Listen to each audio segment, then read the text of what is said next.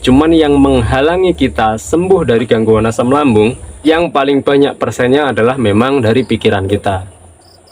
Umumnya seperti itu, tapi tidak bisa 100% semuanya sama seperti itu, enggak juga. Cuman pada umumnya yang bisa menghalangi kita untuk sulit sembuh dari gangguan asam lambung adalah pikiran kita sendiri.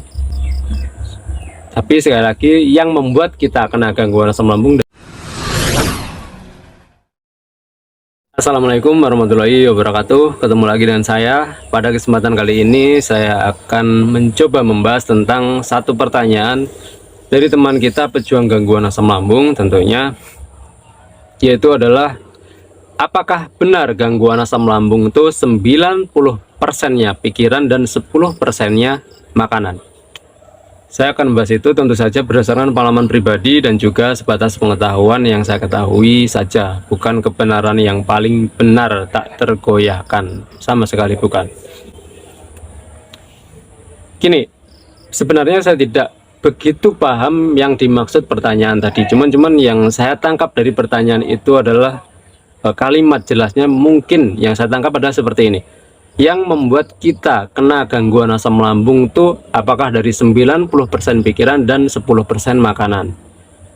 Dan begini, saya tidak membahas salah atau benar, cuman saya hanya cerita saja versi saya, pengalaman pribadi saya yang saya alami dan juga saya mengamati.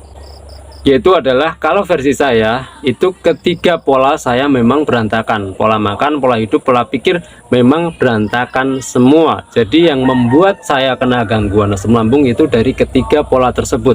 Bukan hanya dari pikiran dan juga makanan, tapi dari pola hidup juga sangat menyumbang saya yang pada akhirnya kena gangguan asam lambung. Di pola makan sangat berantakan sekali. Makan saya itu sangat tidak teratur, kadang satu hari satu kali, kadang satu hari makan 2 kali, kadang satu hari makan 4 kali, kadang satu hari makan 5 kali. Sangat gak teratur banget. Udah gitu makannya sangat buru-buru, itu sangat salah. Udah gitu mengunyahnya tidak sampai 30 kali, hanya beberapa kunyahan setelah itu telan, itu juga sangat gak tepat. Udah gitu di tengah-tengah makan kadang minum, itu juga sangat tidak tepat. Belum lagi sangat suka makanan pedas, bahkan makanan super pedas, dan itu sering, bukan hanya sekali 2 kali. Dan itu berlangsung bertahun-tahun. Belum lagi di pola hidup juga sangat berantakan, tidur sering begadang. Udah gitu tidak begitu memperhatikan minum air putih, tidak begitu memperhatikan olahraga. Jadi sangat berantakan juga di pola hidup. Apalagi di pola pikir juga sangat berantakan, gampang stres, gampang emosi, gampang marah, gampang kecewa, gampang sedih, gampang was-was, gampang khawatir, gampang takut. Dan itu berlangsung setiap hari bertahun-tahun, yang pada akhirnya pada titik tertentu akhirnya meledaklah dia, yang pada akhirnya saya kena gangguan asam lambung. Jadi kalau versi saya kena gangguan asam lambung dari pola makan yang berantakan, pola hidup yang berantakan, dari pola pikir yang berantakan, bukan hanya dari pikiran dan juga makanan. Dan singkatnya, pada saat pengobatan, pada saat pemulihan, pada saat penyembuhan, itu yang namanya pola makan, yang namanya pola hidup lumayan bisa saya kondisikan, lumayan bisa saya terapkan. Walaupun butuh usaha, butuh perjuangan, tapi pada akhirnya lumayan bisa saya terapkan pola hidup dan juga pola makan. Tapi di pola pikir lumayan sulit, pada saat di awal-awal lumayan sulit untuk menaklukkan yang namanya pikiran, karena juga lumayan memiliki trauma yang sangat lumayan juga. Ya karena di awal-awal banget saya kena gangguan asam lambung itu langsung mengalami serangan asam lambung dan juga debar-debar. Belum tahu apa-apa, belum mengerti apa-apa, sama sekali belum tahu yang namanya gangguan asam lambung. Tahu-tahu mengalami serangan asam lambung dan juga debar-debar, itu sangat membuat saya trauma pada akhirnya. Jadi berbulan-bulan terus mengalami trauma, masih kepikiran itu, masih ketakutan, masih was-was tentang itu, yang pada akhirnya membuat saya gampang stres dan membuat kesulitan untuk menaklukkan pikiran, ya karena memiliki trauma seperti itu. Ya walaupun pada akhirnya bisa juga menaklukkan pikiran, tapi di awal-awal lumayan sulit. Kalau pernah makan makanan pantangan, udah gitu kambuhnya itu sekedarnya ataupun nggak begitu kambuh, ataupun kambuhnya hanya sedikit saja, berarti itu benar dari makanan hanya 10%. Tapi kalau nggak pernah menyentuh makanan pantangan, ya nggak bisa mengukur bahwa dari makanan kambuhnya hanya 10%. Pernah menyentuh sekali, 2 kali mencoba, justru kambuhnya tuh kambuh banget, bukan hanya sekedar kambuh ataupun kambuh biasa. Kambuhnya kambuh banget kalau versi saya.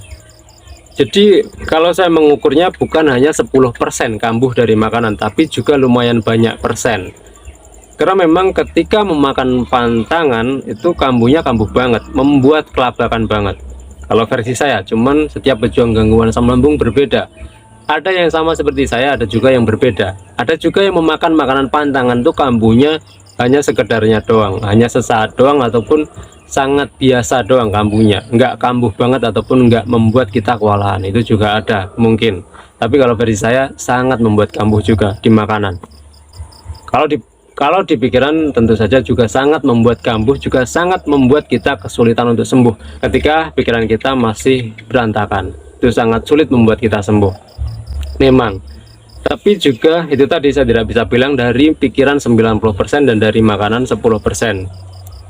Karena ketika saya memakan makanan pantangan, pada akhirnya kambuhnya kambuh banget.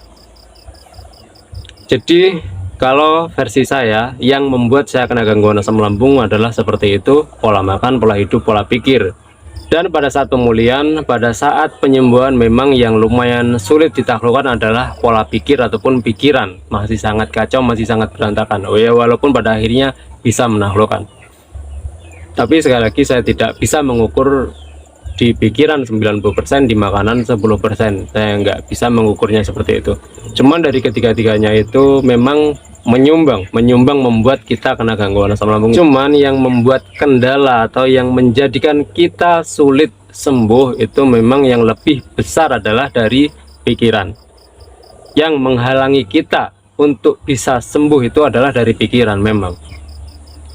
Tapi yang membuat kita kena gangguan asam lambung, ya ketiga-tiganya. Itu kalau versi saya, bukan yang paling benar. Yang membuat kita kena gangguan asam lambung ketiga-tiganya: pola makan, pola hidup, pola pikir. Cuman yang menghalangi kita sembuh dari gangguan asam lambung, yang paling banyak persennya adalah memang dari pikiran kita. Umumnya seperti itu, tapi tidak bisa 100% semuanya sama seperti itu, enggak juga. Cuman pada umumnya yang bisa menghalangi kita untuk sulit sembuh dari gangguan asam lambung adalah pikiran kita sendiri. Tapi sekali lagi, yang membuat kita kena gangguan asam lambung dari ketiga-tiganya. Itu kalau menyimak versi saya, tapi nggak tahu kalau dari yang lain. Jadi saya kira itu, semoga video singkat ini bermanfaat. Semoga teman-teman segera sembuh dari gangguan asam lambung, GERD, dan juga anxiety, dan nggak kambuh-kambuh lagi. Selalu satu hal, selalu bersyukur pada kondisi bagaimanapun kita saat ini. Assalamualaikum warahmatullahi wabarakatuh.